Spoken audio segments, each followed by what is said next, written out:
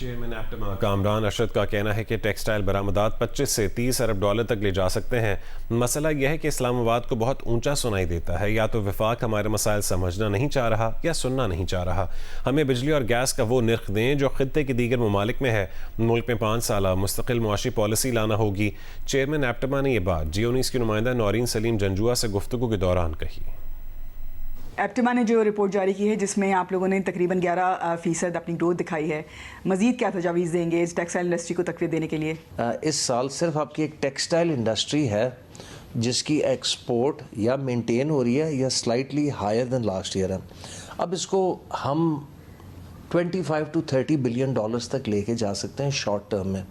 उसका इंफ्रास्ट्रक्चर, उसकी necessary expansion सारा कुछ हो चुका है। प्रॉब्लम यह है कि यहाँ पे या तो कोई प्रायोरिटी नहीं है या वो प्रॉब्लम को फंडामेंटल कोर स्ट्रक्चरल इश्यूज़ को समझना नहीं चाह रहे कि मुल्क की एक्सपोर्ट कैसे बढ़ाई जाए, सनतकारी कैसे इंक्रीज़ की जाए, लोगों को कैसे काम पे लगाया जाए।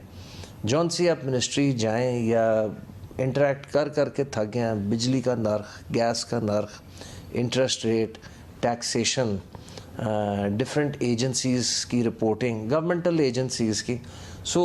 ये जब तक आपका एक इन्वेस्टमेंट फ्रेंडली माहौल नहीं होगा ना, तो यहाँ से फ़्लाइट ऑफ कैपिटल होती रहेगी। हमारी कॉटन इंडस्ट्री पंजाब में ख़ास तौर पे स्ट्रगल कर रही है और मुश्किलात का शिकार है, उसके बारे में क्या कहेंगे? कुछ 5.5 मिलियन बेल पे आ गए, जिसमें सबसे ज़्यादा क्रॉप लॉस या क्रॉप फेलियर पंजाब में हुआ है। तो ये एक हमारे लिए एक लम्हा फ़िक्री है नेशनल लेवल पे।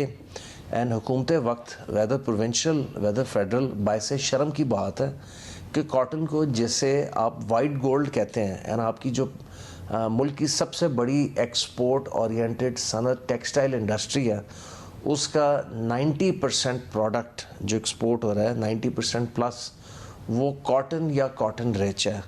तो उसका रॉ मटेरियल रैपिड डिक्लाइन पे, रैपिड डिटेरियोरेशन पे है। एंड वो इसलिए है कि ना हमारे पास प्रॉपर बीज है, ना हमारे पास प्रॉपर पेस्टिसाइड है, ना हमारे पास प्राइस कंट्रोल फर्टिलाइज़र है। तो हमारी बहुत सारी चीज़ें हैं जो गवर्नमेंट रेगुलेट नहीं करती। हम अगर गवर्नमेंट सिर्फ बीज की रिस्पॉन्सिबिलिटी ले लें, बीज की एंड फार्मर अवेयरनेस की, we are one of the earliest sources of cotton in the world. आपको पता है क्लाइमेट चेंज, इन सारी चीज़ों से पाकिस्तान कितनी बुरी तरह से मुतासर है। तो कॉटन का ज़मीन से निकलना अगस्त, सितंबर, अक्टूबर है एंड पूरी तरह से एक्सपोज होना, हमें ये अपना प्लांटिंग पैटर्न चेंज करना होगा एंड पार्शली क्रॉप को अर्ली, पार्शली क्रॉप को लेट करना होगा बाकी दुनिया के साथ। किसी भी स्टेबल इकोनॉमिक पॉलिसी के लिए कम से कम 10 साल इकोनॉमिक पॉलिसी, 10 साल माशी पॉलिसी लाना ज़रूरी होती है। आप क्या समझते हैं? हमारे यहाँ कोई 5 year 10 year industrial policy exist ही नहीं करती। आई एम श्योर उस पर मिनिस्ट्री ऑफ कॉमर्स काम ज़रूर कर रही है एंड हमने उन्हें इस पर असिस्ट भी किया, ब्रीफ भी किया। लेकिन अगर एक आप 10 ईयर पॉलिसी नहीं दे सकते तो 5 ईयर पॉलिसी दें। 5 ईयर पॉलिसी देंगे इन्वेस्टर को, बिजनेसमैन को, इंडस्ट्रियलिस्ट को एक क्लैरिटी आती है। वो क्लैरिटी के साथ अपनी 5 या 10 साल की प्लानिंग कर सकता है।